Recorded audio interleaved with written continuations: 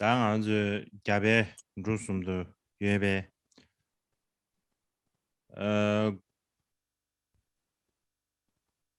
드네 근디가게 겐두면 남바다 대난 신기에 잘람톤에 시시난게게 쳐러 보면 행게다 Então, eu gostaria de dar as boas-vindas a todos os monges e monjas na Índia, Nepal e Butão, todos que estão também participando e ouvindo pela internet,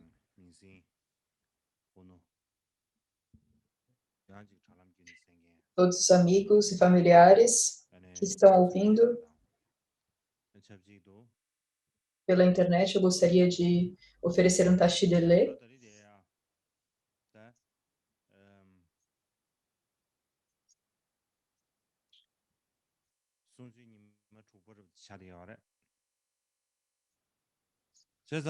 Então, hoje é o 6º dia dos nossos ensinamentos.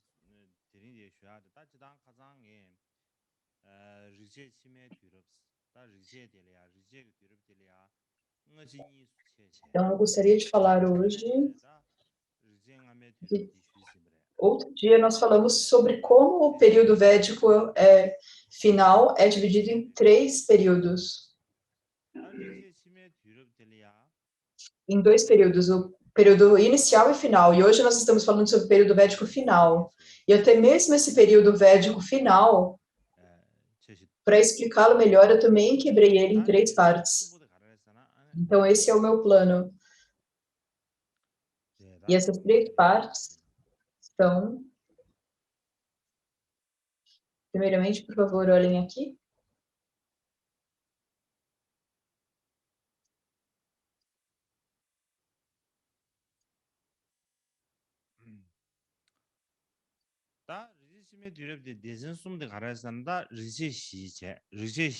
Então, essa sessão de 3 partes do período védico final, o período dos 4 Vedas, o período bramânico e a era da filosofia. Então, essas são as 3 partes as quais eu estou abordando. E a razão para dividir nessas 3 partes, a razão disso é, como eu já expliquei, não é algo cronológico. Isso não está dividido em termos de tempo.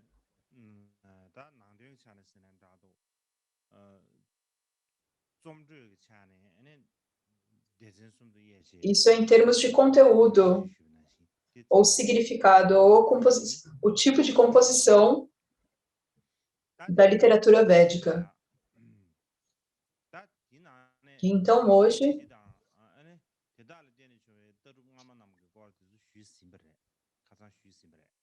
dentre essas 3 sessões, ontem nós falamos sobre os 4 Vedas e as filosofias que estão relacionadas a isso.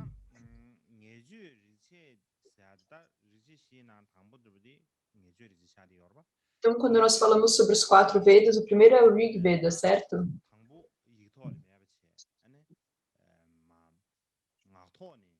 O Rig Veda, ele não foi escrito inicialmente. No lugar disso, ele foi transmitido oralmente apenas. Então, gradualmente, ele começou a ser escrito.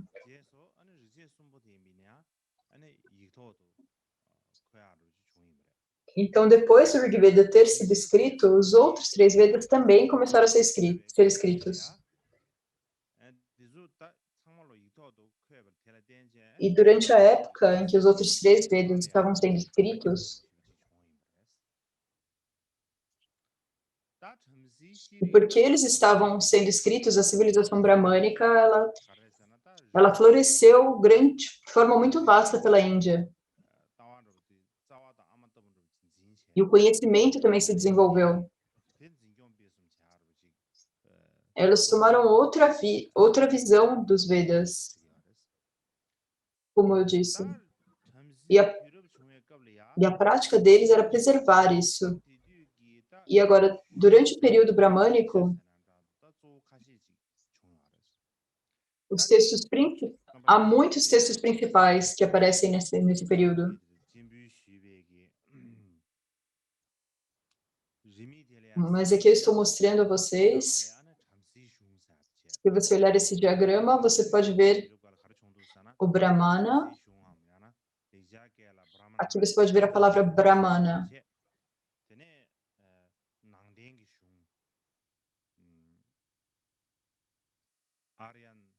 Então, também é o texto daqueles que ficam na floresta, que em sânscrito é chamado de Aranyaka. Então, os Upanishads.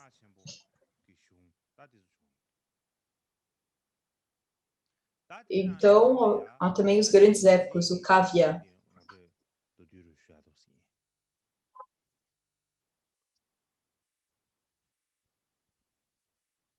E agora eu gostaria de dar uma introdução ao texto chamado Brahmana.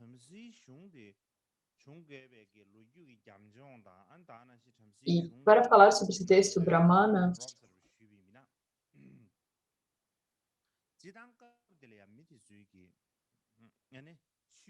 nós precisamos falar um pouco sobre o contexto.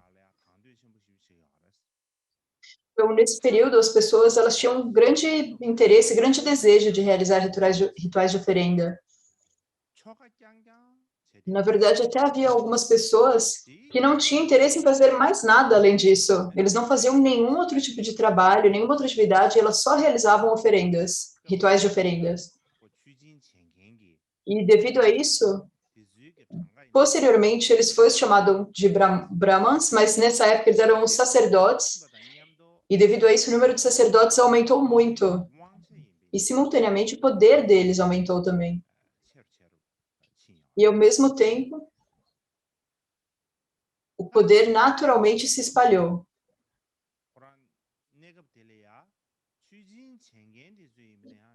Então, nesse período,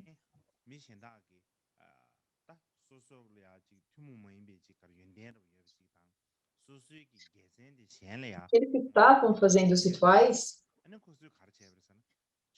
eles gostavam de exibir as suas qualidades para os outros. E então, por essa razão, eles começaram a fazer os rituais mais complexos e mais elaborados.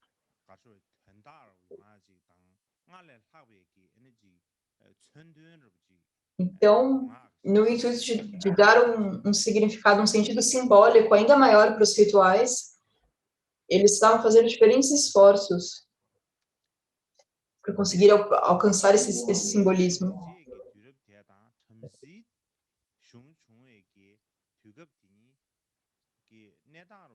Então, no período do Rig Veda e no período dos textos Brahmana, eles eram diferentes em termos de situação. Então, antes do período do Rig Veda, todos primariamente enfatizavam ter fé ou crença nos deuses. Mas no período do Brahmana, as pessoas começaram a ter interesse somente pelo ritual. Era somente a preocupação delas. E então, por essa razão, as pessoas que estavam fazendo os rituais, ou os sacerdotes, eles se interessavam apenas nos rituais e consideravam apenas os rituais como algo importante.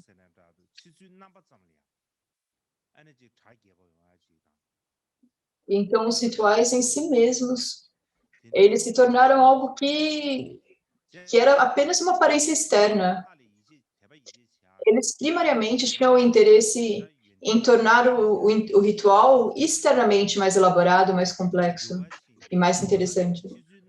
Então, no final, era como se eles se esquecessem do significado interior, como se eles se esquecessem até mesmo dos deuses, e se preocupavam apenas com a forma externa.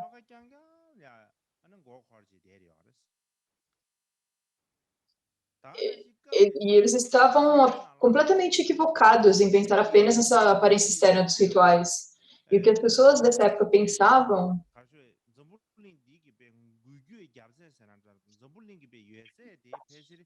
era que tudo que se movimentava no mundo, do que estava no mundo, estava correlacionado aos rituais de sacrifício. Era assim que eles pensavam. Então, os rituais de sacrifícios, eles se tornaram completamente indispensáveis, eles eram como o significado da vida.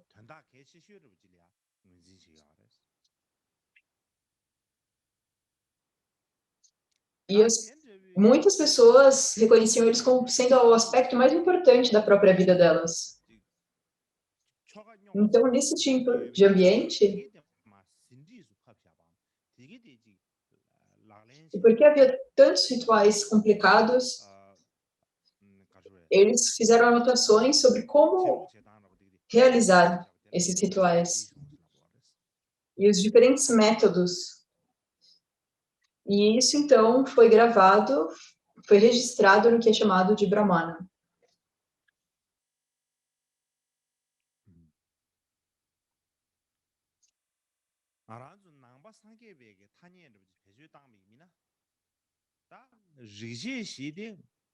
Então, se nós usarmos terminologia budista para explicar, então os 4 Vedas eles seriam como as palavras do Buda. E os Brahmanas seriam os tratados que explicam o significado. Ou uma outra forma de explicar isso é que os 4 Vedas são como os pais, ou como uma base para fazer os rituais. E os textos que explicam como fazer isso são os Brahmanas. E se nós pensarmos em termos de significado dos Brahmanas, para introduzir o significado de Brahmanas, todos os deuses que eles são descritos nos primeiros textos védicos, eles são deuses da natureza, do céu, da lua, do sol, da terra. Esses eram considerados deuses. As pessoas viam esses elementos da natureza como deuses. Era o que as pessoas pensavam no período védico inicial, mas isso gradualmente mudou. E durante a época dos textos brahmanas,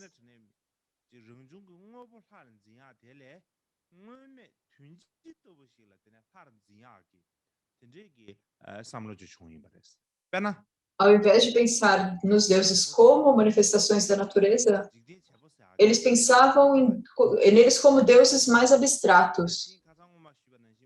Por exemplo, um criador, Deus criador.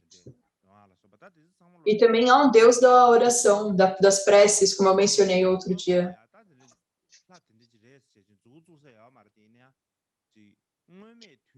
E não apenas isso, não é um pensamento natural, que isso aqui é um Deus. Ao invés disso, é uma ideia abstrata. É como uma projeção dizendo que isso aqui é um Deus. E da mesma forma, não é apenas isso. Durante o momento que os Brahmanas surgiram, uma outra mudança também ocorreu.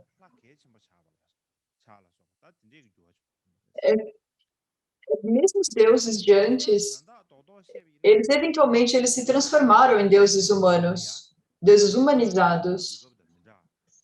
Então, na época em que os Brahmanas apareceram, era um momento diferente do período védico inicial. Eles eram realmente mais parecidos com humanos. E da mesma forma, quando a gente diz que eles eram mais parecidos com humanos, a personalidade dos deuses não era tão superior. Eles não eram tão poderosos. Eles tinham uma personalidade antes que era diferente dos humanos.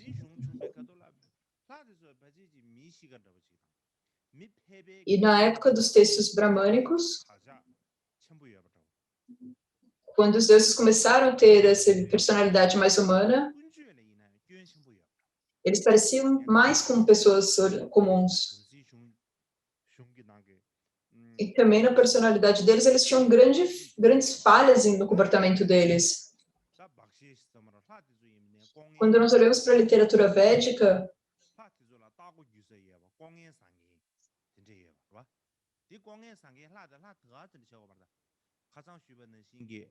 haviam pessoas que sempre estavam fazendo oferendas para os deuses. Por exemplo, Varuna.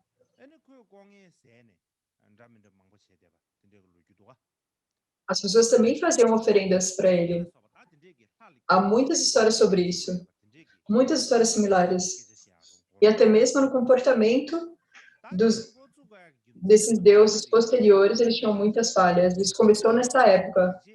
E a razão para isso, se nós formos apenas criar uma hipótese, é que antes, na época do aparecimento dos Vedas, os deuses, eles eram... Por que os deuses eram tão elevados e poderosos? Eles eram realmente muito poderosos.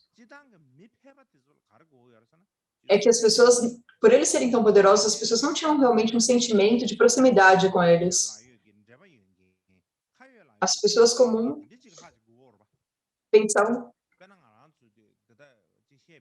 que algo que ajudaria na vida do dia a dia delas, algo que beneficiaria elas na vida diária. Por exemplo, se nós dissermos as três joias são importantes, mas em termos práticos, nós pensamos que seria melhor fazer oferenda para deuses mundanos e espíritos. Algumas pessoas pensam nisso, certo? Nós falarmos assim, de forma bem direta.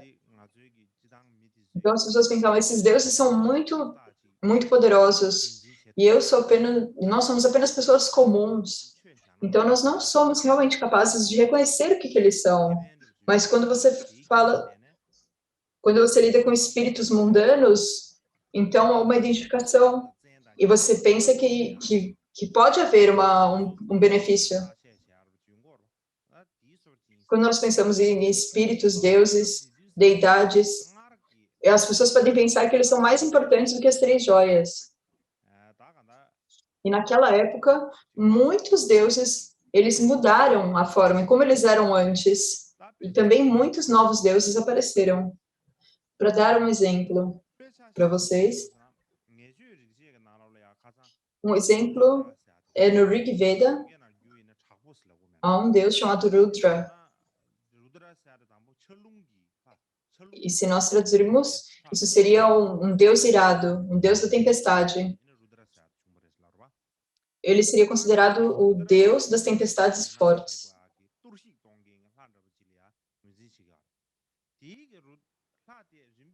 O Rudra, ele foi reconhecido como um deus destruidor do qual todo mundo deveria temer. E ele gradualmente se tornou na forma de Ishvara. E mais tarde, quando ele se tornou Ishvara, ele se tornou um objeto de fé das pessoas.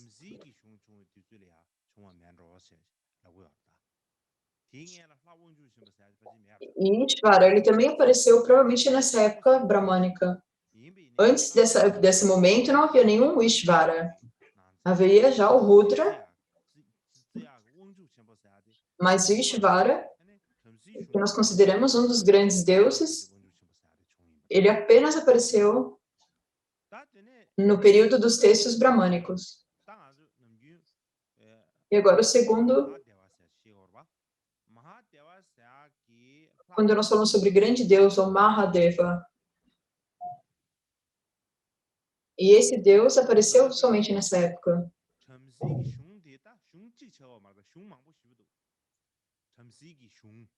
Agora, há muitos textos bramânicos, não são apenas um texto brahmana. O brahmana não é apenas um texto, são muitos textos que são chamados de brahmanas. E um desses textos em específico, Mahadeva, é identificado como o mais importante e o maior dos deuses. E mais tarde também se tornou um sinônimo de Ishvara, Mahadeva.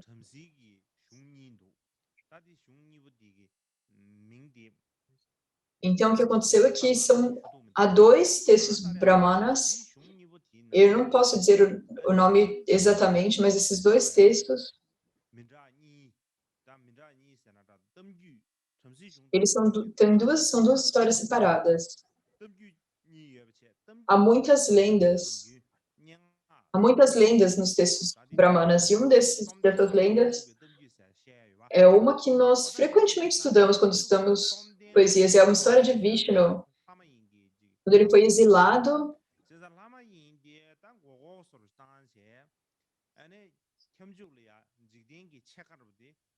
quando Vishnu exilou um semideus. sobre a Terra, isso para poder governar todo, ganhar controle sobre todo o universo. E também um outro texto, Shatapatha, um outro Brahmana, e é uma outra história de Vishnu, que ele também tinha poderes superiores, e também é uma história onde Indra pega a cabeça de Vishnu. Então, basicamente, nos Brahmanas,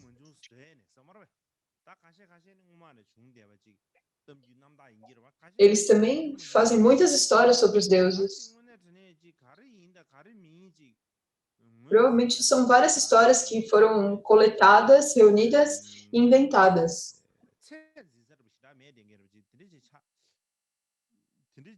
É muito difícil distinguir o que era literatura ou ficção. Isso se tornou muito complicado.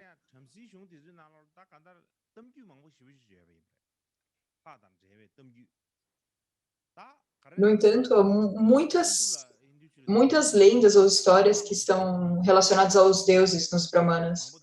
Quando nós pensamos na religião hindu, há tantos deuses, como todos esses deuses surgiram? Quais eram as funções deles, os papéis deles?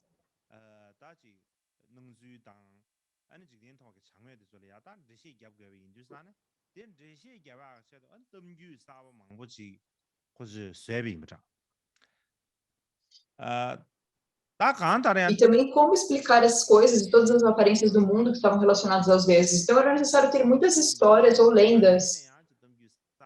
E algumas dessas histórias elas são muito antigas. E algumas eram composições recentes, composições novas. Em todo caso, há muitas lendas surpreendentes e inspiradoras. Mas nós não temos tempo de passar por todas elas. Mas eu gostaria de falar sobre uma das mais conhecidas e famosas dessas lendas.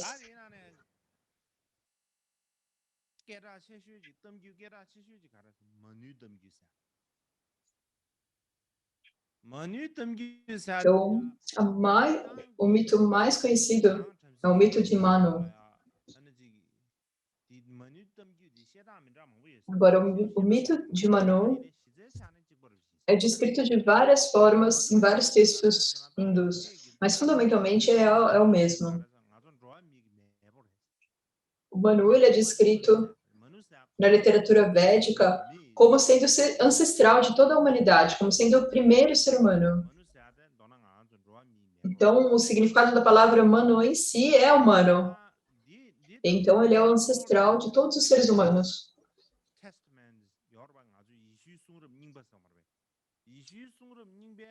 E agora, no cristianismo, há também o Antigo Testamento.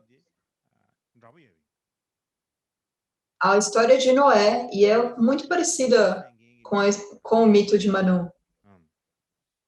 Então, a história do Manu é que ele era um ser humano, e essa pessoa, chamada Manu, ele estava um dia lavando suas mãos, e um peixe apareceu. Então, um peixe estava na água, apareceu e disse para ele, por favor, cuide de mim. Por favor, me dê comida, me alimente, cuide de mim. E um dia eu farei algo para te ajudar. Então, é isso que o peixe disse para o Manu. Então, o Manu ouviu isso que o peixe fez e começou a cuidar desse peixe. E rapidamente esse peixe cresceu muito. E um dia, de repente, o peixe disse, então, daqui a alguns anos, haverá muitas enchentes. Vai haver uma enchente terrível. E quando essa enchente surgir, se você me ouvir, se você me escutar, e você precisa fazer um barco. Então, comece a fazer esse barco agora. Então, Manu, ele ouviu o peixe. E ele fez o barco e ele se preparou. Então, um dia, realmente, essa enchente, ela chegou. Essa grande enchente. E o Manu, ele já estava preparado, ele estava pronto, ele pegou o barco e saiu pelo barco. E quando ele estava no barco, o peixe veio novamente, ele veio perto do barco,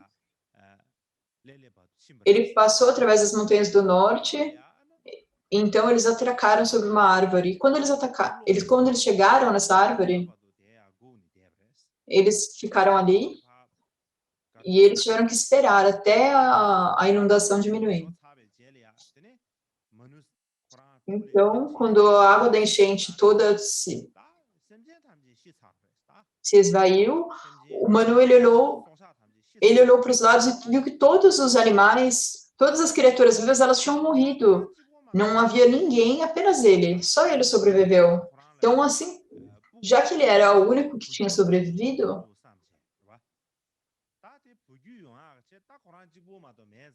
ele pensou que ele devia ter descendentes, filhos, mas não tinha ninguém, então ele não poderia ter filhos. Então, para isso, o que ele precisava fazer para ter filhos? Ele precisava rezar aos deuses. E ele fez muitos rituais para agradar os deuses. Então, ele passou por muitas dificuldades e se esforçou muito. E então, um dia, uma mulher, ela surgiu do oceano. E o nome dessa mulher era Ilá. E essa mulher chamada Ilá, ela saiu do oceano e ela disse para o Manu: então, se você me usar para fazer um sacrifício, se você me reconhecer como algo que pode servir de oferenda e fizer uma oferenda comigo, então todos os humanos e todos os gados surgirão e você terá descendentes. Então o Manu fez o que essa mulher pediu. Ele seguiu as instruções dela. Então, no final, ele realmente teve filhos. Então, é assim que os humanos surgiram. Por isso, é dito que nós somos todos descendentes de Manu. Então, todos os seres humanos, eles surgiram de Manu. Manu seria o nosso ancestral. Então, essa história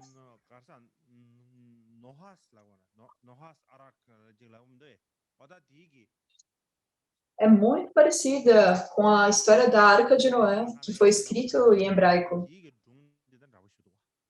Eu não sei exatamente como que é, mas é realmente muito parecido. E também há uma história parecida de uma grande enchente na China. Então, no inglês, nós chamamos a grande enchente. Então, basicamente, ao redor do mundo, existem mitos muito semelhantes. Mas em tantas partes do mundo diferentes, era diferente do que é hoje. Era muito difícil de ir de um lugar para o outro.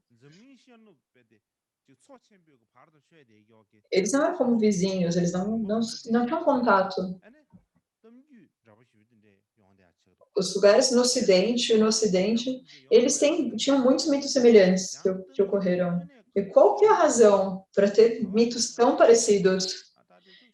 E será que a história realmente aconteceu? E se aconteceu, aonde ela teria acontecido? Essas coisas são difíceis de serem afirmadas. Mas talvez, se nós pensarmos bem, talvez tenha tido uma grande enchente na época dos nossos ancestrais. Uma grande enchente no mundo.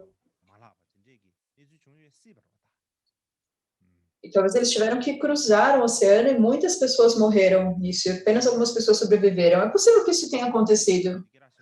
Mas, em todo caso, isso é apenas uma história. É um mito do Manu. E aqui eu estou mostrando essa imagem com muitas pessoas dos rishis e assim por diante. Há 7 rishis nesse barco. E a razão pelos 7 rishis, ou 7 sábios, é que na história havia apenas Manu e ninguém mais. Mas depois houve essa mudança, um tipo de mudança. Então, os 7 sábios, porque os Brahmanes pensaram que os rishis, os sábios, eram importantes, então eles tiveram que colocá-los nessa situação, nesse mito também.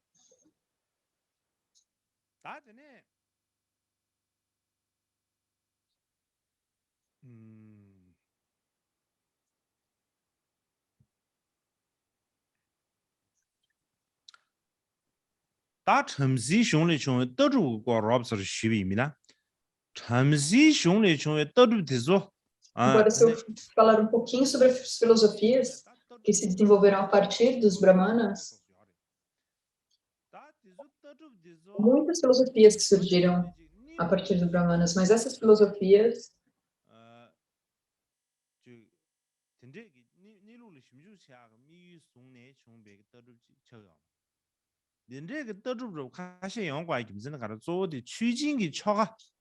mas essas filosofias elas não surgiram a partir da necessidade de investigar a natureza das coisas. Elas primariamente elas tinham como base as oferendas sacrificiais. Então, por isso elas falaram sobre a importância do sentido simbólico dos sacrifícios. E no intuito de mostrar que esses sacrifícios tinham sentido, então elas desenvolveram muitas filosofias. E agora, quando nós falamos sobre essas filosofias,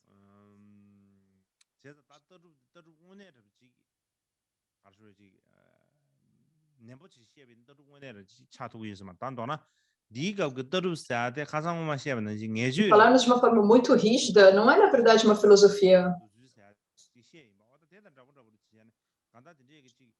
Porque no final do Rig Veda, está dizendo que todos os fenômenos são em essência. Mas isso eram coisas... Isso era tudo relacionado aos rituais de sacrifício. E, na verdade, no intuito de dar sentido aos rituais de sacrifício, havia um pouco de filosofia em cima disso. Mas somente mas não havia uma explicação filosófica muito complexa da visão. Mas quando nós falamos sobre os brahmanas, há muitas maneiras diferentes das pessoas pensarem a respeito deles, pois há diferentes estilos de pensamento.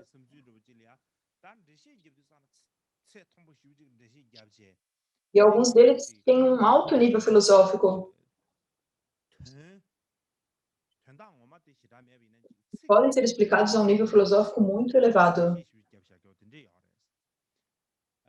E mesmo que não tenha muito significado, eles usam palavras que são muito impressionantes. Mas, em todo caso, nos brahmanas, há muitos tópicos diferentes, palavras, citações e lógica, coisas que poderiam nos dar uma dor de cabeça. Mas, basicamente, a maneira de pensar e o estilo de lógica deles são basicamente a mesma coisa. Não há muito para surpreender. É assim, o estudioso alemão, um sânscritologista que eu mencionei no outro dia, Deussen, a maneira como ele avaliou isso é que havia muitos, mas apenas alguns. É isso que ele disse sobre os brahmanas.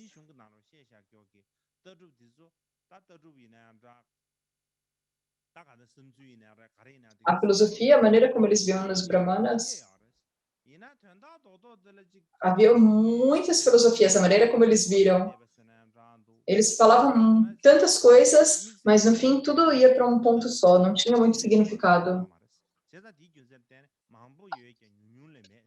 As filosofias que realmente se destacavam eram poucas. Por isso que eles dizem que havia muitas, mas apenas poucas.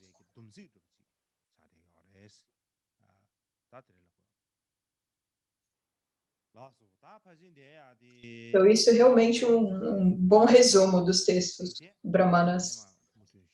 Então, agora nós teremos um intervalo de 30 minutos, depois nós continuaremos com os ensinamentos.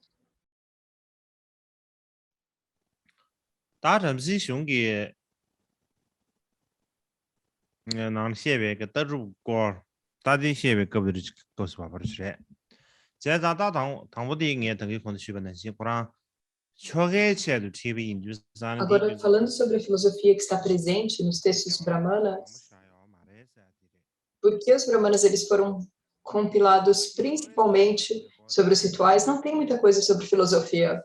E então, agora o próximo ponto é o desenvolvimento da visão do samsara. Esse é um ponto importante.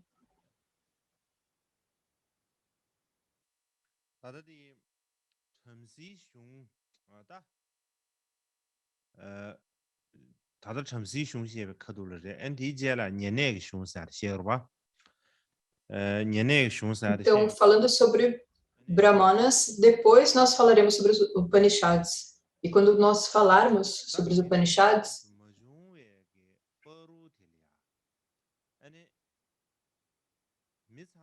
naquele período, um pouco antes dos Upanishads, apareceu um ponto muito importante do qual as pessoas começaram a pensar. E o que é isso? É o samsara. E que em tibetano é chamado de korwa. Seria a visão ou pensamento do samsara que apareceu nesse período. E por causa disso, era algo que todos precisavam pensar de forma muito cuidadosa a respeito disso. Então, quando nós falamos sobre samsara, quando nós falamos no budismo, nós falamos sobre samsara e nirvana, certo? Esses são dois dos termos mais importantes. E aqui seria exatamente o mesmo, mas naquela época, durante esse período védico, quando o termo samsara apareceu pela primeira vez,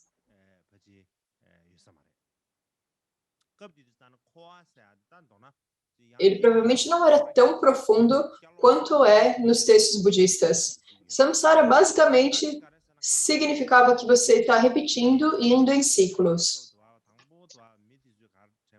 Isso, como eu disse no outro dia, durante o tempo do Rig Veda, o que as pessoas pensavam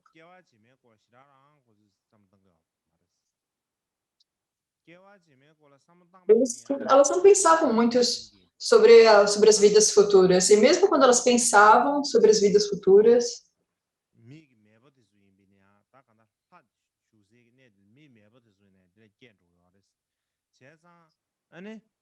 elas pensavam que os ancestrais humanos, eles nasciam de ancestrais humanos, então eles eram humanos eles mesmos.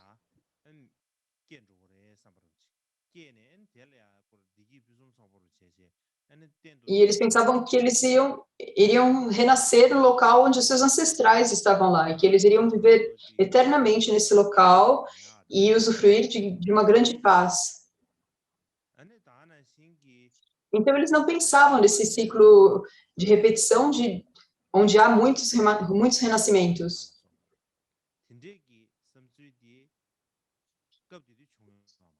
E que eles poderiam ter muitos tipos diferentes de pensamentos. Esse tipo de pensamento não aparecia nesse período. Mas, posteriormente, quando a discussão sobre samsara começou,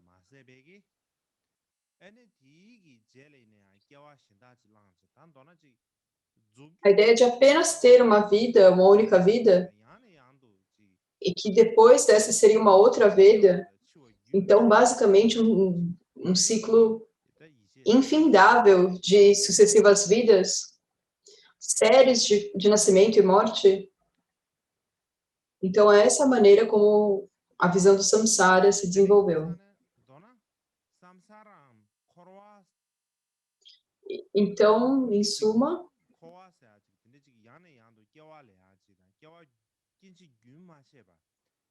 o samsara é renascer repetidamente, um ciclo contínuo e infindável de nascimento e morte.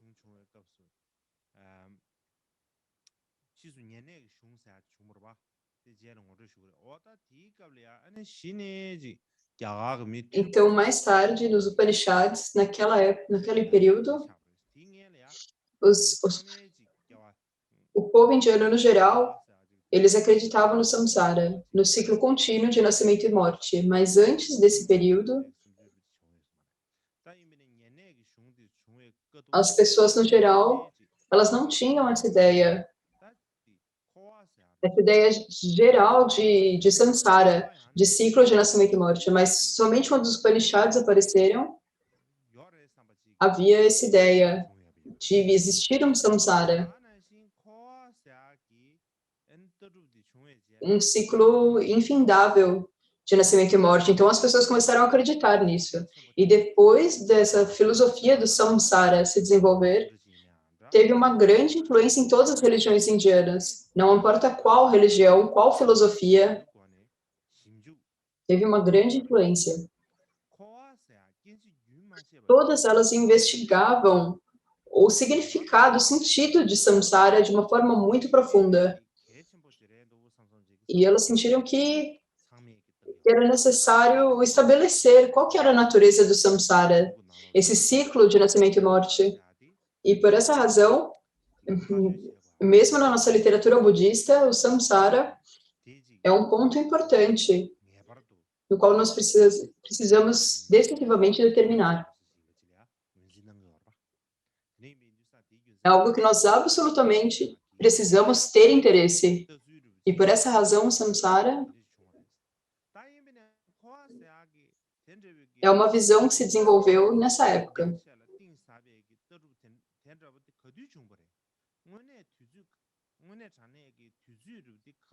Mas quando que essa visão vasta e profunda do samsara surgiu? Em qual século isso surgiu? Se nós investigarmos isso, os estudiosos, eles não são capazes de dar uma resposta única para isso, porque eles olham de ângulos diferentes para isso. Mas, em termos gerais, na época dos Upanishads, na época do Rig Veda, as pessoas tinham basicamente interesse em fazer súplicas aos deuses e assim por diante. Elas não pensavam muito em o que acontecia com as pessoas após elas morrerem, ou para onde elas iriam depois que morressem. Não pensavam muito no qual o significado que a vida humana tem. Então, na época do Rig Veda, a visão do samsara, a ideia do samsara apareceu. Não apareceu.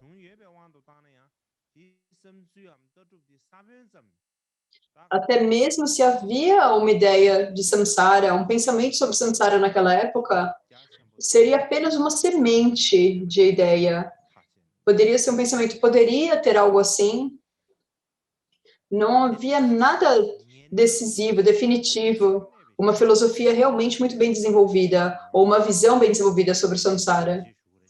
Então, somente depois, eu irei falar sobre os Upanishads depois, e posteriormente, na época dos Upanishads,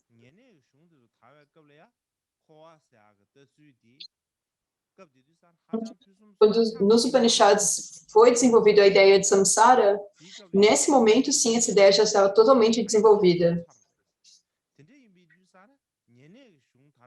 E isso, ela já estava totalmente desenvolvida e também já tinha se difundido muito bem. Assim, na verdade, ela não poderia ter surgido na época dos Upanishads. Então, quando que foi o surgimento dessas ideias? Dessa ideia sobre samsara? Então, provavelmente, ela surgiu inicialmente na época do Brahmanas. Então, essa seria a melhor das hipóteses. Se nós dissermos que apareceu na época dos Upanishads, não poderia estar correto, porque, na verdade, nessa época já havia uma filosofia muito bem desenvolvida, já havia explicações muito vastas e profundas a respeito do que é samsara. Havia uma visão completa. Então, se estava se desenvolvendo ali, não ia estar completa. Então, por essa razão, é que se nós dissermos que isso apareceu na época dos Brahmanas, isso provavelmente isso seria real. Isso é pelo menos o que a maioria dos estudiosos acredita.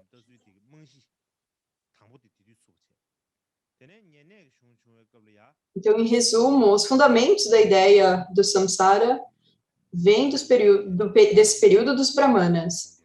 E posteriormente, na época dos Upanishads, toda a estrutura da filosofia do samsara se desenvolveu.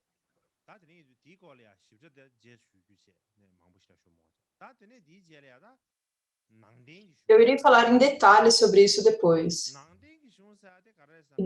Agora eu gostaria de falar sobre um grupo de textos chamados Aryanakas.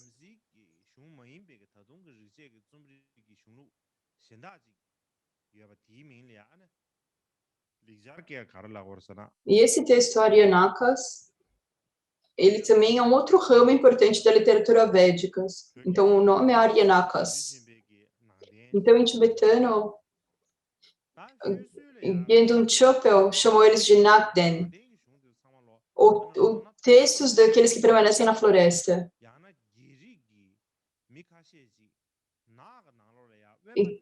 Então, era dito que alguns brahmanes, ou algumas pessoas das kshatriyas, casta kshatriyas, eles permaneciam, eles escreveram isso na floresta.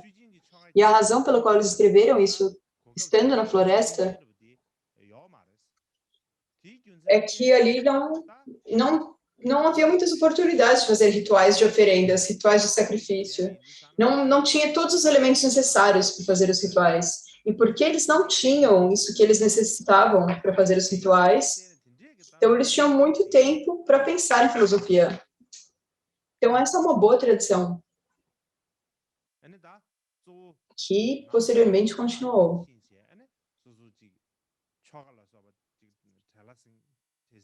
Primariamente, ir para florestas, onde você não precisava estar completamente ocupado com os rituais, e primariamente poderia pensar em filosofia. Então, era uma tradição fazer isso. E por essa razão, esses Aryanakas, ou os textos dos que permanecem na floresta, apareceu.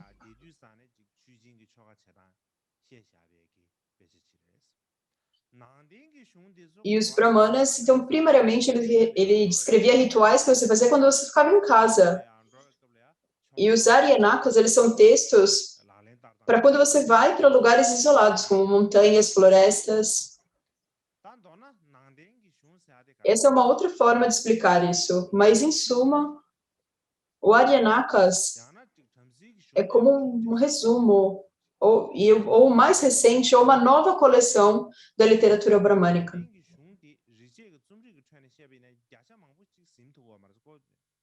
Mas em termos de literatura védica, eles são um texto pequeno, eles fazem uma pequena porcentagem da literatura védica. E não há nenhuma visão filosófica particular que se desenvolveu ali. Portanto, a gente não precisa falar sobre isso agora. Então, agora eu gostaria de falar sobre os Upanishads.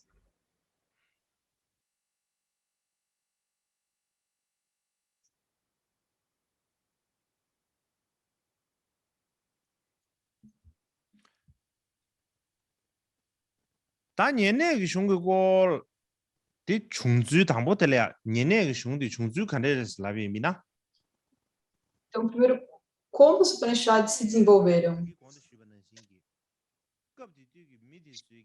Como eu mencionei antes, naquela época, as pessoas desse período,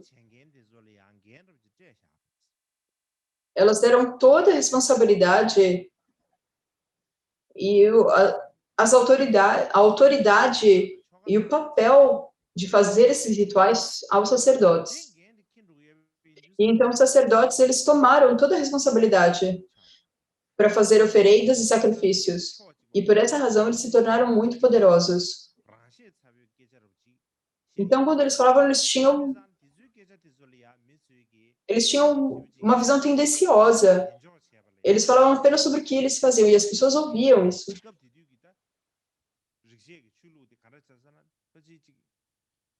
E as pessoas tinham que escutar isso. E o que aconteceu nessa época, então,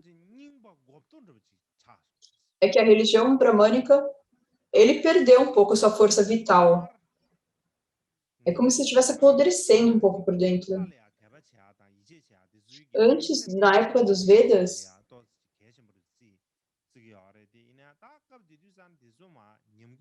eles veneravam os deuses, isso requeria fé. Mas, nesse momento, o que se tornou importante era a aparência externa dos rituais. Então, por essa razão,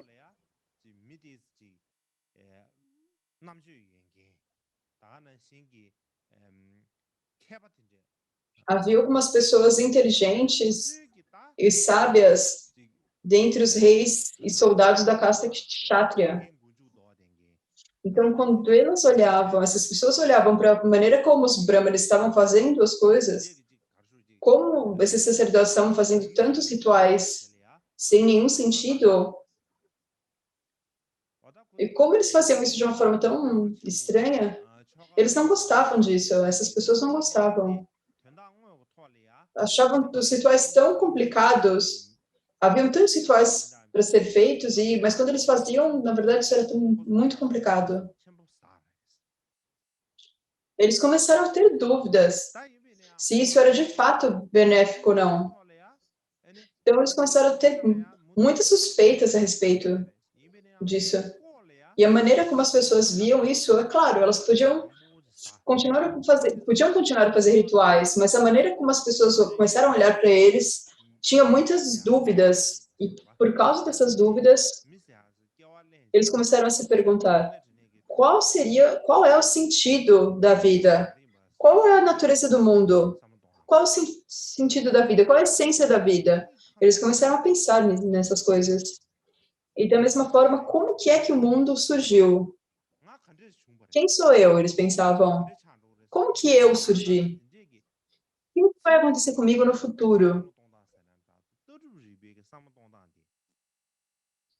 Então, esse é o início de uma visão filosófica. E isso gradualmente começou a se desenvolver.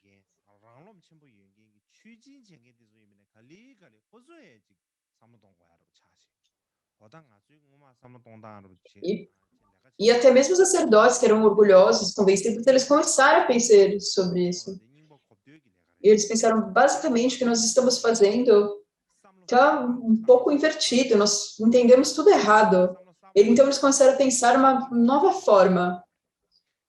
Eles começaram a pensar como isso poderia ser feito. E dentre eles, alguns brahmanes e pessoas das castas kshatriyas, eles começaram a estudar filosofia.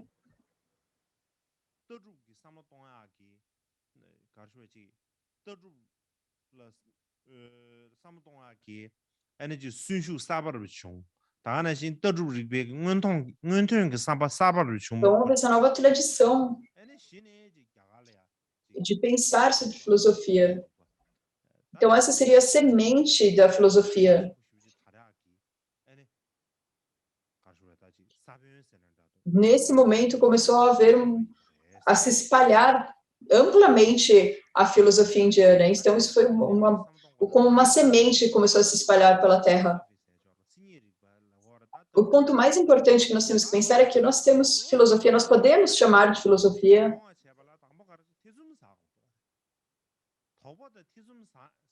Para surgir a filosofia, nós temos que ter dúvidas. É a primeira coisa, você precisa ter dúvidas e suspeitas a respeito de tudo. Essas são como as sementes da filosofia. Como a causa primária é a condição para a filosofia se desenvolver. Porque você pensa, quem sou eu? Você tem dúvidas sobre isso. Questões surgem a partir disso. Na verdade, quem sou eu? E nós dizemos, eu, mas quem sou eu? É necessário apontar algo e dizer, sou eu. Então, quem sou eu? Nós temos que pensar quem é o verdadeiro eu. E para pensar isso, é preciso ter essa questão de quem sou eu. Se a questão, essa dúvida não está acontecendo, então você não vai começar a buscar quem você realmente é. Então, para fazer filosofia, você absolutamente precisa ter dúvidas e suspeitas. Somente quando você tiver dúvidas, você vai ter a intenção de realmente buscar a verdade real. Então, nessa época dos brahmanes, Eles estavam passando o dia fazendo todos esses rituais complicados e elaborados. Eles estavam passando o dia inteiro fazendo rituais. Era a única coisa que eles faziam. Mas as pessoas na casta kshatriya, eles achavam que não tinha nenhum sentido em fazer isso. Eles queriam realmente algo que fosse benéfico e começaram a duvidar dos brahmanes. Então, somente quando eles conseguiram fazer isso, é que a filosofia pôde se desenvolver. E particularmente nos dias de hoje, quando as pessoas que faziam rituais naquela época, elas não sabiam nenhum tipo de filosofia. E provavelmente elas não eram nem capazes de começar a entender um pouquinho de filosofia, para entender o sentido real do que estava escrito, do que estava ensinado nos Vedas. Quem sabia o significado dos Vedas eram os Brahmanes, mas eles não sabiam de fato o que estava ali, porque eles passavam tanto tempo fazendo rituais que eles não tinham tempo para pensar de fato no sentido do significado real, no sentido verdadeiro. Então, quem que começou a entender, a compreender esse sentido eram as pessoas da casta kshatriya. Então, quando nós olhamos para os Upanishads, as pessoas que começaram a espalhar isso foram as pessoas da casta kshatriya. E havia muitas pessoas nessa casta. Mas a pessoa mais famosa, que as pessoas mais respeitavam, era um rei chamado Vidya e um rei chamado Janaka.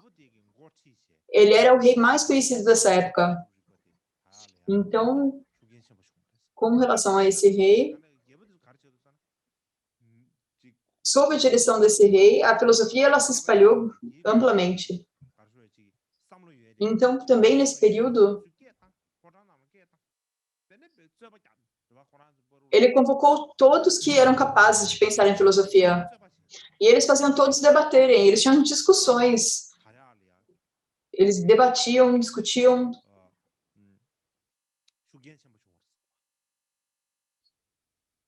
E dessa forma, ele teve uma grande influência na disseminação da filosofia.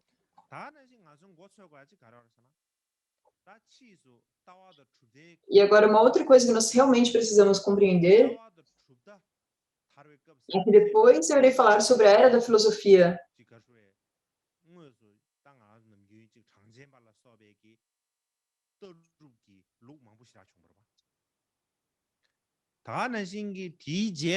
Mas nós precisamos da filosofia que nós precisamos falar a respeito da Sankhya, da filosofia Sankhya, e também das religiões. Foi a partir daí que as religiões budistas, jainistas, também se iniciaram. E as pessoas que começaram isso, eles todos estavam na casta kshatriya, eles não eram brahmanes. Então, essa é uma outra coisa que nós realmente precisamos entender a respeito desse tempo. É que nesse período, os brahmanes,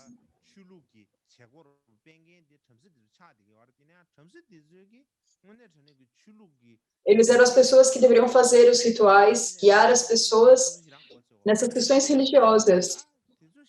Mas os brahmanes não realmente entendiam o significado da filosofia e o sentido daquilo que estava nos Vedas. E por essa razão as pessoas criticavam os brahmanes, falavam mal deles. E depois desse ponto, quando que os Upanishads se desenvolveram? Qual é o período em que eles apareceram? Então, isso é provavelmente cerca de 1000 antes da Era Comum até 1000 da Era Comum. Então, essa é uma hipótese, é uma estimativa que nós temos.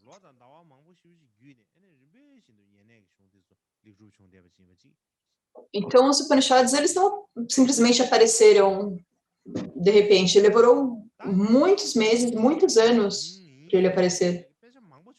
Então, mais tarde, nos tempos modernos, muitos diferentes textos foram considerados Upanishads. E se nós combinarmos todos eles, podemos dizer que há mais de 200 volumes desses textos. Mas os Upanishads que apareceram posteriormente não tem muita discussão sobre a natureza do mundo. eles primariamente, eles foram compilados para objetivos da religião em si.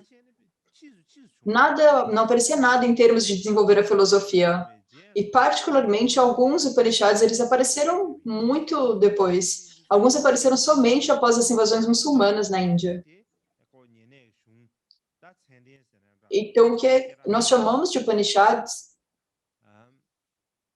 não é necessariamente realmente textos Upanishads.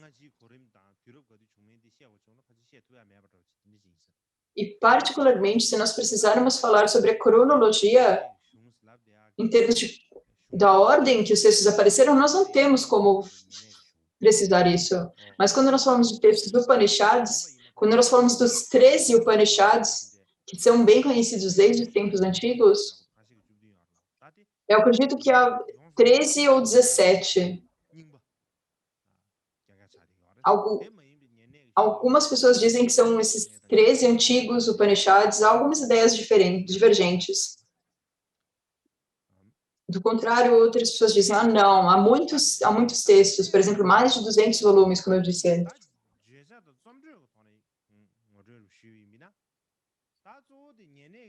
Agora, em termos de conteúdo e composição, os tópicos nos Upanishads são como a antiga filosofia indiana.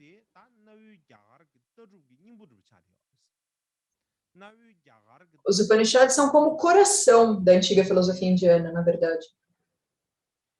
Mas se você quiser entender a filosofia indiana, você precisa orar os Upanishads. No entanto, a filosofia que é ensinada nos Upanishads, ela é fragmentada. Não é como se ela fosse um texto autônomo completo. Todos os textos, eles são dispersos. Então, não está claro qual é o principal texto, por exemplo, quais são os complementares. Porque diferentes estudiosos, eles escreviam as diferentes opiniões, então isso começou a ser compilado em um só texto.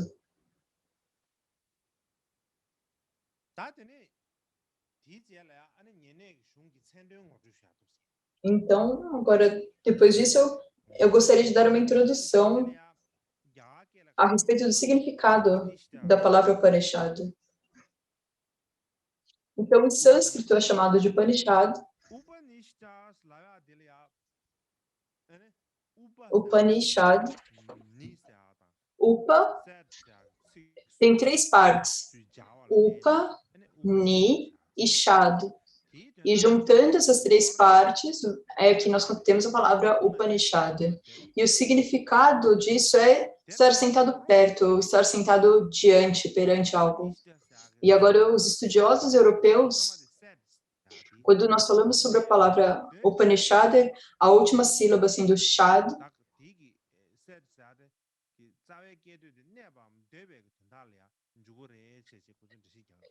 Shad vem da palavra proto-europeia sentado, mas alguns estudiosos não concordam com isso. Mas, em todo caso, falar sobre isso linguisticamente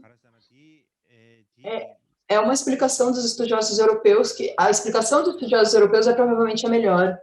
Porque se nós olharmos para o significado, a sílaba Shad também aparece em Parishad.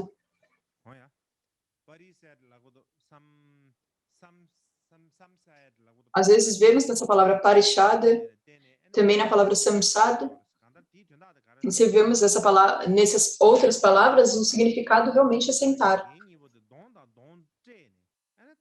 Então, e o sentido disso é que o professor e o aluno sentariam um em frente ao outro. E o objetivo disso é ser capaz de dar instruções essenciais da filosofia e que para que outras pessoas não saibam sobre isso. E de maneira que outras pessoas não saibam isso, o aluno, o discípulo, ele sentava próximo ao professor. Então, por isso, o sentido deveria ser sentado por perto. Sim. Então, basicamente, o Upanishad, ele foi ensinado secretamente, ele foi ensinado de maneira secreta.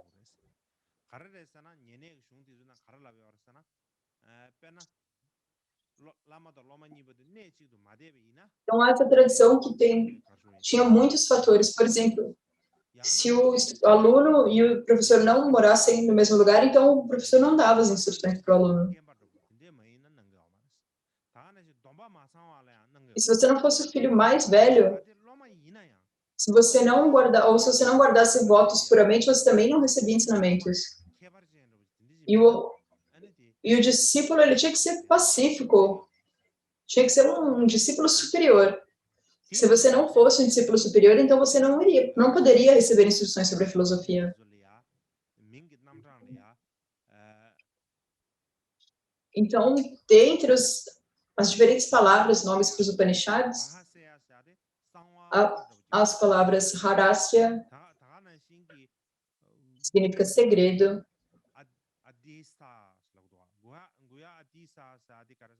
Guhya, Adesa. Então, Guhya, Adesa significa instruções essenciais secretas. E também Paramam, Guhya, significa o segredo supremo. Então, são muitos nomes diferentes nos Upanishads e todos eles estão relacionados com esse aspecto secreto. Tudo precisava ser secreto e escondido. Porque nessa época, quando o guru dava as instruções essenciais ao discípulo das filosofias, isso era dado secretamente para que outras pessoas não soubessem disso. Porque as pessoas comuns não eram permitidas de saber, elas não poderiam entender, eles não poderiam compreender o sentido da filosofia, isso era apenas para estudantes, para discípulos superiores.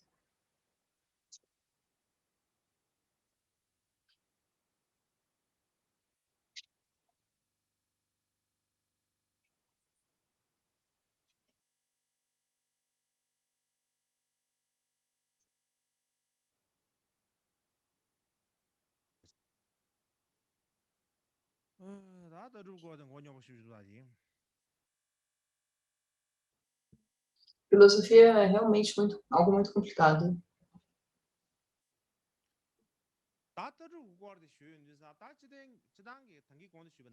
E agora, quando nós falamos sobre o tópico da filosofia, como eu disse antes, o tópico principal dos Upanishads é filosofia.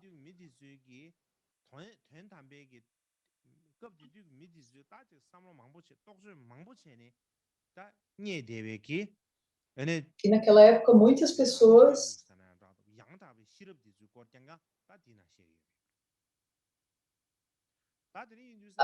falavam sobre a natureza última, sobre a verdadeira sabedoria. Isso é algo que as pessoas daquela época elas descobriram. E se nós falamos então em termos de filosofia, nós podemos dividir isso em dois tópicos principais. Então, o primeiro seria a filosofia da natureza do mundo,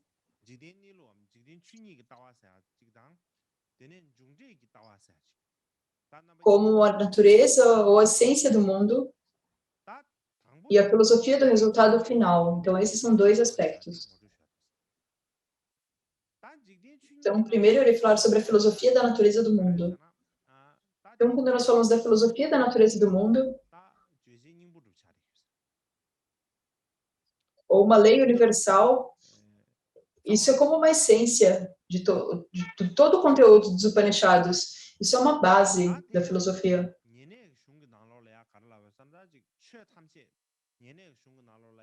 Então, quando nós pensamos sobre o que é dito nos Upanishads, é que todos os fenômenos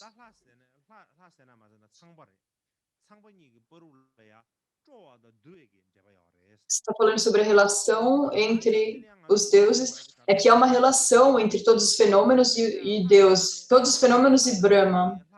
É como se eles se irradiassem de Brahma e houvesse uma dissolução de volta em Brahma.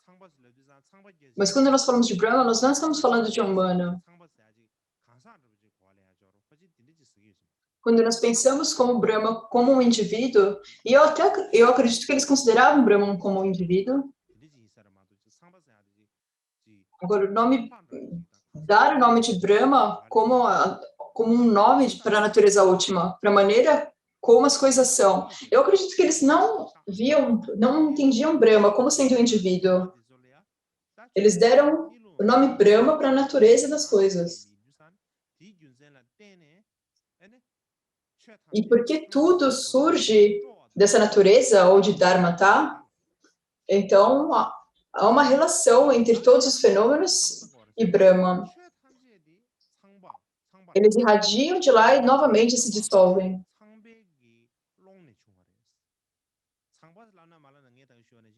Ou você pode dizer que tudo surge da expansão de Brahma. Basicamente, quando nós dizemos que tudo se expande a partir da natureza básica. Então, nós temos a Dharmata, a natureza básica, a fundação de onde tudo surge.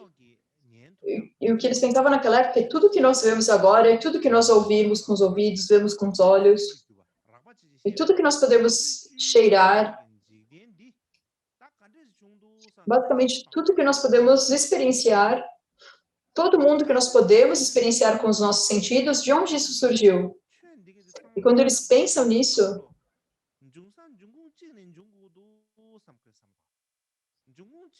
eles tiveram esse pensamento que todos os diversos fenômenos que nós experimentamos, eles precisam ter vindo de uma única fonte. Então, eles nomearam essa fonte de Brahma.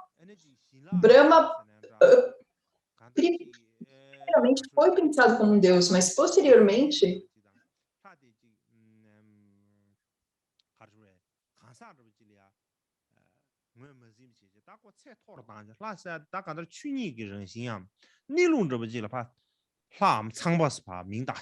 ele não era um deus com uma forma específica, com um corpo específico. Ele foi promovido a ser uma natureza de tudo. Então, dizer que tudo, basicamente, tudo surge a partir dessa natureza básica. E, no fim, todos os fenômenos, eles se dissolvem novamente nessa fonte. Eles surgem dessa fonte e, no fim, eles irão perecer. Eles irão ter uma dissolução nessa mesma fonte. Se nós pensamos sobre isso, na verdade, é um pensamento muito elevado. As pessoas falam sobre a teoria do Big Bang hoje em dia, certo? Os cientistas falam sobre o Big Bang como uma grande explosão no início do universo, e de onde gradualmente o universo se desenvolveu, certo? Mas se nós olharmos para isso, a visão dessa filosofia é muito mais profunda, ainda mais profunda do que isso. Muito antes da matéria surgir, eles estão pensando de forma muito mais profunda do que essa forma de pensar. Então, Brahma, ela não é a natureza da matéria, mas vai além disso. Natureza da cognição, a natureza da consciência. Então, por essa razão,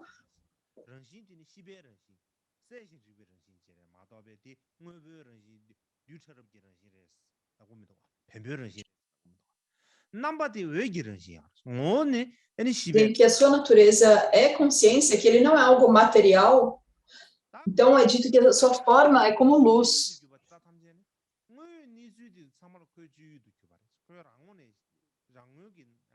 Então, tudo seria essa natureza a natureza de Brahma.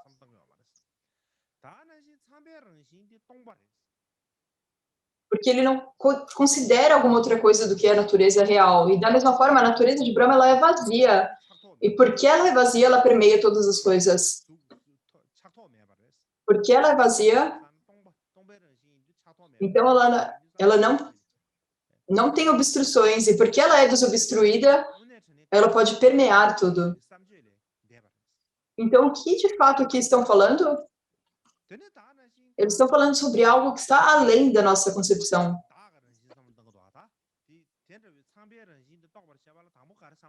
Então, quando nós pensamos sobre a natureza do eu, quando nós pensamos sobre a natureza de Brahma, é necessário pensar no eu, o que sou eu? Nós precisamos olhar primeiramente para dentro, ao invés de virar para fora. Nós precisamos olhar para o nosso interior e procurar quem sou eu. E você precisa saber quem sou eu. E quando você olha para isso, no final, quando você olha para isso, você é apenas Brahma.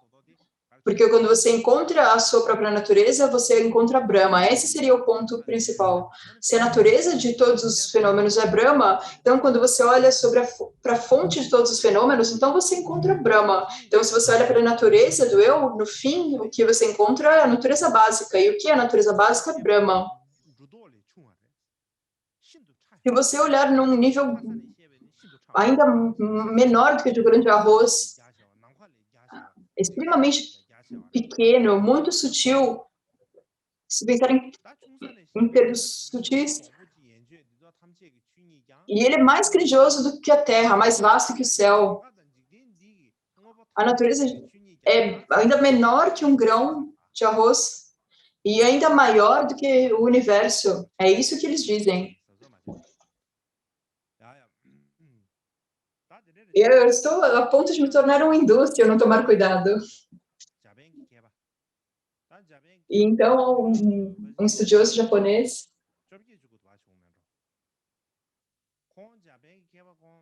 ele provavelmente viveu em torno do século XVIII ou XIX.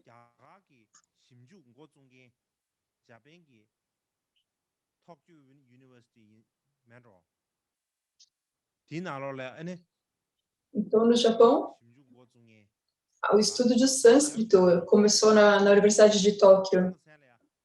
E eles começaram a estudar indologia e sânscrito.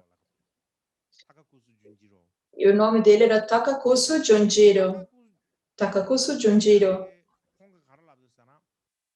Então, Takakusu Junjiro, ele diz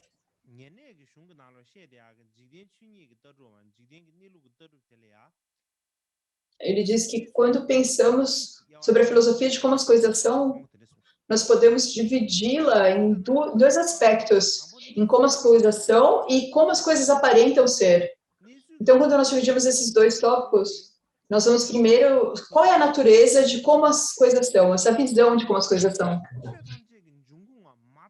Isso significa que as pessoas daquela época, elas se perguntavam qual é a natureza de todas as coisas, qual é a base ou a natureza de todas as coisas, e elas estavam investigando isso. Qual é a fundação ou a fonte de todos os fenômenos? Qual é a origem de todas as coisas? Eles começaram a investigar isso. E eles começaram a buscar isso. E quando eles estavam investigando isso, eles iam para fora. E se você vai para fora e olha para fora, não tem um lugar para olhar. Então, onde que você começa a investigação? No Atman. Em sânscrito, Atman. E o Atman significa céu, o eu. Então, você começa no eu. Não é olhando para fora. Na verdade, é olhando para dentro. Pensando, quem sou eu? O que sou eu? É aí que você precisa começar a sua investigação. Pensando, o que é esse pilar? O que é essa caneca? Se você pensar assim, não vai ter fim para isso. Porque não tem fim para as coisas como pilares ou canecas ou vasos. Então, se você quer olhar, você precisa se virar para dentro, se voltar para o seu interior e perguntar, quem sou eu? Você precisa perguntar para si mesmo essa questão, quem sou eu? O que sou eu? Como eu sou? Você precisa pensar dessa forma, é assim que você começa. Se você pensar qual é a minha natureza, quem sou eu? Isso é a essência do Upanishads. Qual é a essência do eu? O que sou eu? Basicamente, há muitas filosofias complicadas no Upanishads. Similarmente, da mesma forma como nós temos no budismo, muitas discussões infindáveis. Mas, fundamentalmente, nos Upanishads, eles estão olhando qual é a natureza do eu. Eles estão pensando o que é a minha natureza, o que é a minha verdadeira natureza, e buscando por isso. Então, quando nós olhamos isso, se nós realmente pudermos buscar essa natureza do eu, então, dessa forma, olhando para isso, nós precisamos olhar para a natureza de todos os fenômenos.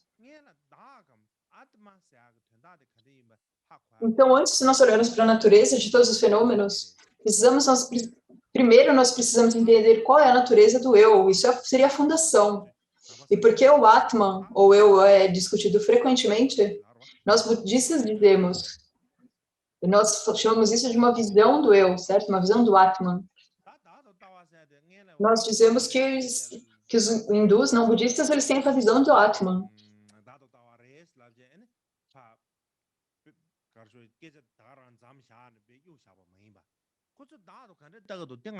Mas quando nós falamos essa visão do eu, e apenas deixa assim dessa forma, é algo que eles apenas estão dizendo, nós deixamos ali, isso não está certo. Nós precisamos saber como que eles estão vendo o eu Atman, qual é esse Atman que eles estão procurando. Nós precisamos olhar o que é esse Atman. E no fim, quando você olha para a natureza disso, qual é o eu que eles encontram? Eles encontram um eu, um Atman. Você precisa olhar o que é que de fato eles estão falando. Se do contrário, a gente apenas falar, os não budistas acreditam num eu, num Atman, e apenas deixa assim, isso é problemático. Então, essa é a visão de como as coisas são. E agora nós vamos falar sobre a visão de como as coisas aparentam ser. Agora, quando nós falamos da visão de como as coisas aparentam ser, todas as coisas que as pessoas podem ver com os olhos, ouvir com os ouvidos, cheirar com os narizes, as coisas que nós podemos sentir através do corpo, se nós pensarmos nas coisas grosseiras que são os objetos dos nossos sentidos, as coisas que nós conseguimos ver, ouvir, cheirar do mundo externo, como que elas surgem? Por que há essas aparências externas no mundo? Por que nós experimentamos sofrimento? Como que nós experimentamos felicidade? Como que todas essas diversas aparências surgiram, acontecem? Então, isso é pensar a visão de como as coisas aparentam ser. Então, se nós pensarmos em termos de Upanishads, há 3 diferentes explicações. Claro que há diversas explicações, mas há primeiramente 3. A primeira é dizer que elas são a mente. E o que isso está dizendo é que todas essas aparências, essa é a primeira tradição, ela está dizendo que de onde vêm todas essas aparências? Essas aparências, elas vêm de Brahma. Como eu disse, Brahma é a natureza básica, não um Deus Brahma, é a natureza básica. Então, Brahma é como uma mente principal universal. Então, é como uma mente cósmica, enorme, vasta, uma mente que permeia tudo. E tudo tem que vir disso, certo? Então, para surgir disso, tem que ser uma mente muito vasta. Então, você tem essa mente que tudo permeia, e a partir disso, todos os fenômenos surgem. Surgem dentro dessa mente. Então, essa explicação, e nos textos budistas, como o Avantansaka Sutra, e também na mente apenas, eles dizem que todos os fenômenos também são a mente, são muito similares. Dizer que tudo é uma manifestação da mente, e o que é a mente? A mente é como a natureza básica, natureza primordial. Por isso que eles chamam de mente ou Brahma. Como eu disse antes, Brahma é consciência por natureza, e a essência de Brahma é a consciência clara, a lucidez clara que permeia todos os fenômenos. Então, tudo surge a partir da expansão dessa mente. E é uma coisa muito importante para ser compreendida aqui. Quando nós falamos sobre a teoria do Big Bang, que tudo surgiu dessa explosão, antes do Big Bang, se nós falamos sobre física quântica, when we look at, quando nós olhamos para partículas muito, muito pequenas,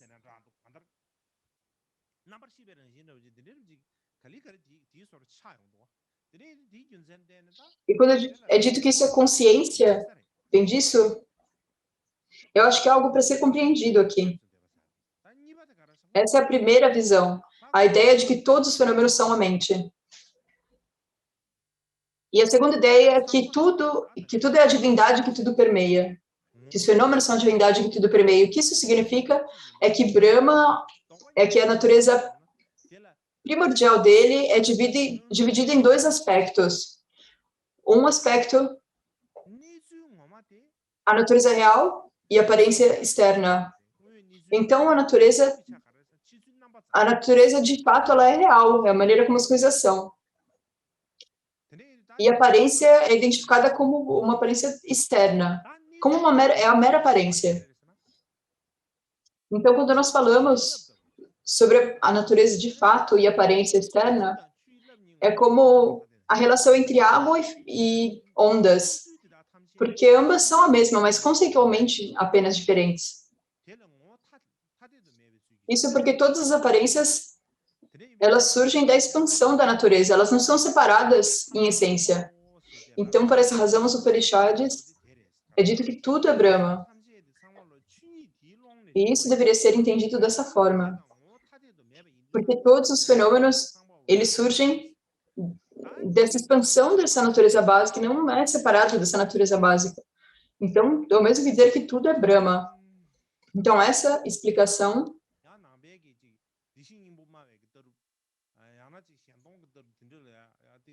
é similar, é semelhante ao que nós chamamos da escola Shenton, ou a natureza búdica, mas eu não vou explicar isso muito bem agora. No entanto, a terceira visão diz que todos os fenômenos, características são de fato reais. E o que diz aqui é que todos os fenômenos, eles são emanações, ou eles surgem de Brahma. Então, emanações de Brahma surgem a partir dele.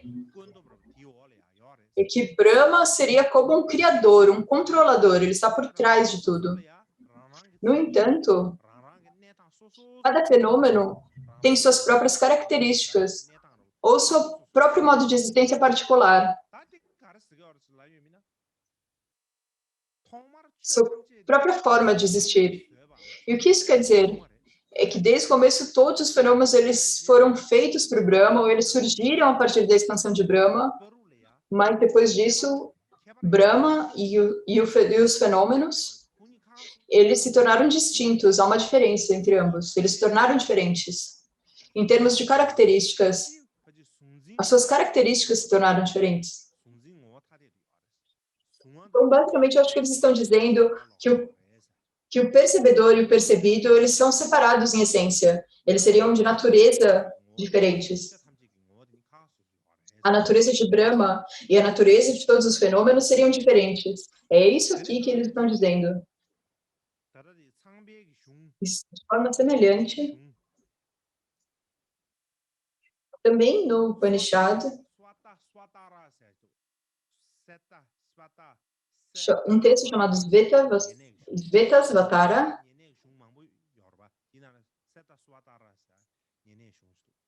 há muitos Upanishads diferentes, e um deles é o Svetasvatara. E o que é dito nesse texto? É afirmado que o Brahma tem ignorância desde o começo sem princípio. Ele é dividido entre consciência e não consciência. E porque Brahma tem consciência, e pelo poder de todos os fenômenos terem surgido da ignorância de Brahma, todos os fenômenos surgiram devido à ignorância de Brahma, é isso que é dito. E quando nós olhamos para isso, eu diria que o Brahman também tem consciência e não consciência. Quando ele é movido pela ignorância, é assim que todas as aparências, as diversas aparências de todos os universos surgiram.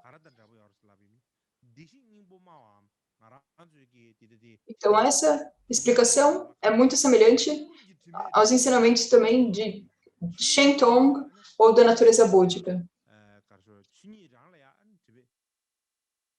onde diz que todas as coisas são Dharmata a ele mesmo.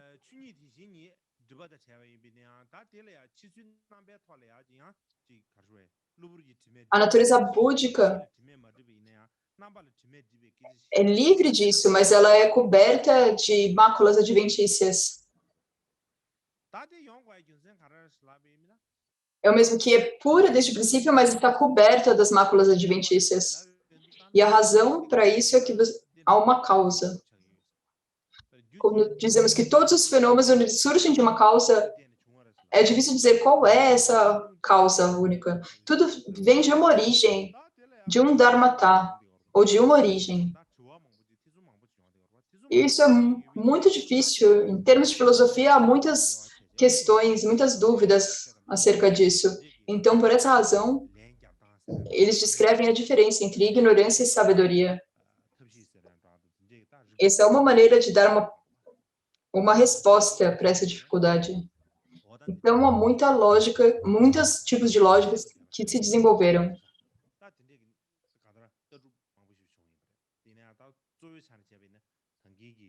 Então, há muitas filosofias diferentes que surgiram. Mas, primariamente, é a visão sobre a natureza do mundo. Ou a visão sobre como as coisas são.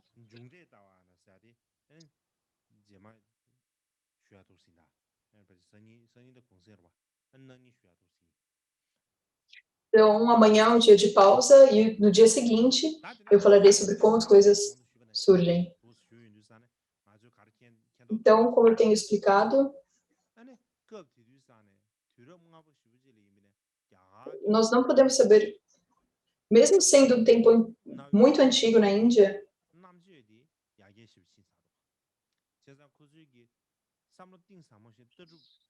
houve um grande aumento de inteligência nas pessoas. E eles foram capazes de chegar à filosofia de um nível muito elevado.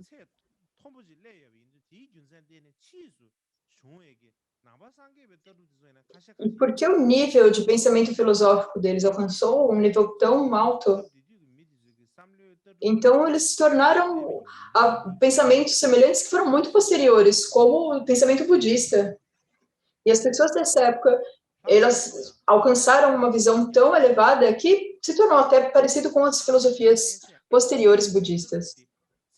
E particularmente naquele momento, naquele período, o pensamento das pessoas tinha um nível tão alto que, devido a isso,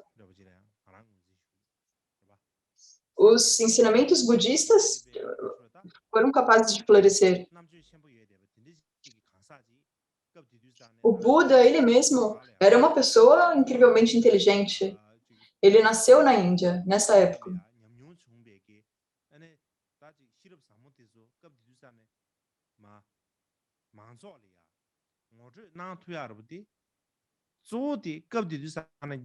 E o fato que ele era capaz de introduzir todas essas experiências que ele teve na mente dele era devido a esse alto grau de pensamento. As pessoas atingiram um alto grau de pensamento devido à filosofia indiana. Então, quando o Buda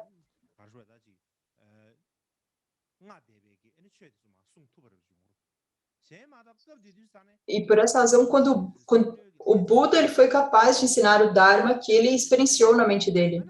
E se fosse diferente, se as pessoas não tivessem chegado a um nível tão alto de filosofia, então teria sido difícil para o Buda até mesmo começar a dar ensinamentos. Se as pessoas não tivessem chegado a um nível tão elevado de pensamento,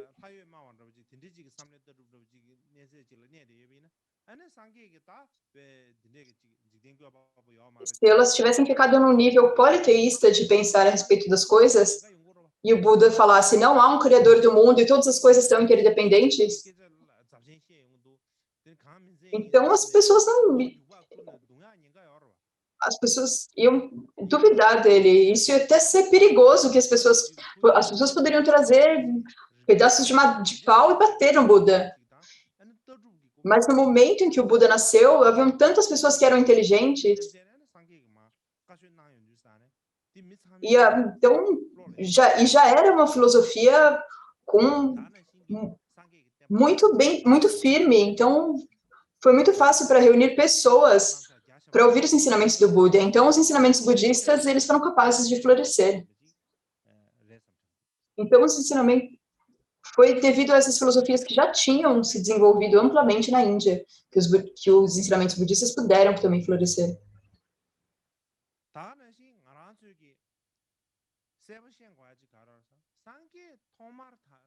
E agora uma outra coisa que nós precisamos entender claramente é que quando o Buda apareceu pela primeira vez no mundo, não havia ensinamentos budistas naquela época, certo? Então hoje os ensinamentos budistas eles são vastos. E tem muitas pessoas que acreditam neles. Quando o Buda surgiu no mundo, o Buda começou a espalhar os seus ensinamentos.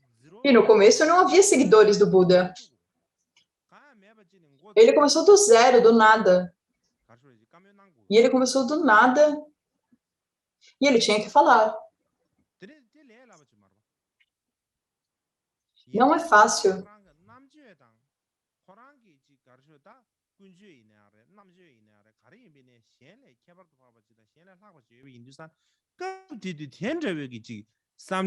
Mas o Buda era tão superior em termos de inteligência, em termos de conduta, comportamento, que até mesmo as pessoas daquela época que eram muito elevadas em termos de pensamento e filosofia, reconheciam ele como um grande ser, um grande mestre. Eles aceitavam o Buda como um grande ser. E por que eles foram capazes de aceitá-lo como um grande ser, como um ser superior, como uma pessoa superior? Naquela época, o nível de filosofia na Índia, haviam tantas filosofias diferentes, e até aparecendo naquele tempo, o Buda tinha grande influência e ele era capaz de alcançar tantas pessoas, não pessoas apenas de uma casta específica. Havia os brahmanes, os kshatriyas, os vaishyas, pessoas de todos os tipos de castas. Então, todos os tipos de pessoas com todos os níveis de educação, pessoas de níveis econômicos diferentes. Ele era capaz de alcançar a todos. Ele inspirava fé e devoção em todas essas pessoas. E eles pensavam, o Buda é diferente, é uma pessoa diferente. E o que ele dizia realmente encaixa com a maneira como as coisas são, e realmente é beneficial. Então, foi dessa forma que as pessoas começaram a apoiar o Buda. Isso é algo que nós realmente precisamos entender. E de forma semelhante, uma outra coisa que nós precisamos pensar, como eu disse antes, é que quando nós falamos sobre os não budistas, nós pensamos nas pessoas que têm que não têm uma visão, conhecimento, mas na verdade não é assim que as coisas são. Quando nós pensamos nos Sankhya, não budistas, os rishis, ou sábios, ou kshatriyas, eles eram pessoas extremamente inteligentes.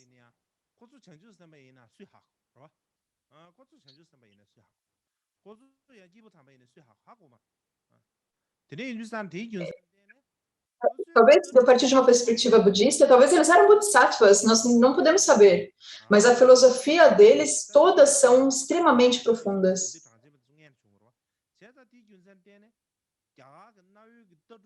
E a filosofia Sankhya foi antes do Buda, certo? E se nós pensarmos nas filosofias antigas indianas, os indivíduos que disseminaram essas filosofias, eles não eram seres ordinários. Do contrário, nós chamamos eles de extremistas não budistas e achamos que eles não têm nenhum valor. E se nós olharmos dessa forma, isso, na verdade, é um grande erro da nossa parte. Nós precisamos estudar. Se nós pensarmos assim, isso vai nos impedir de aprender. Nós precisamos, na verdade, estudar a maneira como eles pensam. Nós precisamos estudar a filosofia deles.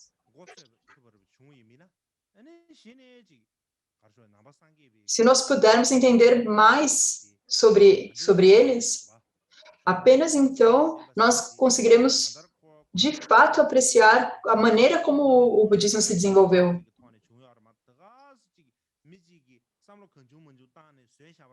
E vermos como o budismo ele floresceu numa fundação muito vasta, através de uma fundação muito vasta. São centenas de milhares de anos de filosofia. Essa é a base para o budismo se desenvolver. Não é como as pessoas hoje, elas inventam tantas coisas do nada. Não era dessa forma. Então, para poder compreender toda essa história, não há outro ponto, a não ser entender toda essa história e história da filosofia indiana da Índia Antiga. Não há outra maneira de entender o budismo.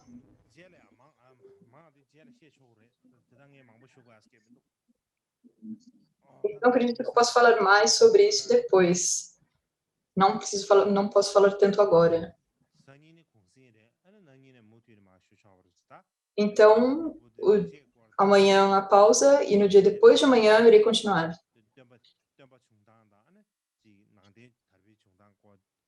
Então, nós começaremos com esse tópico.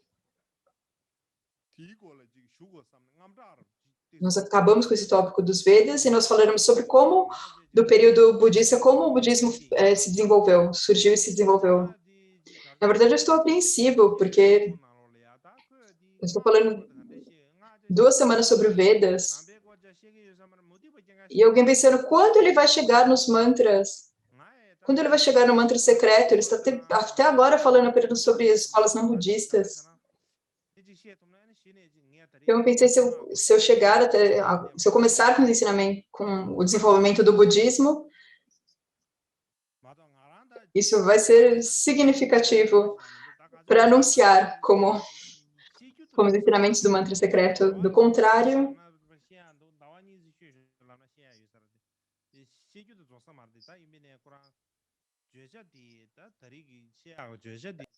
eu poderia ensinar por meses sobre o mantra secreto, mas o tópico principal do qual nós estamos falando agora é o mantra secreto. Mas antes de falar sobre o mantra secreto, nós precisamos falar como o Buda apareceu, como os ensinamentos budistas surgiram. E para falar sobre isso, nós precisamos falar sobre a origem da filosofia indiana. E só depois disso nós podemos falar sobre o mantra secreto.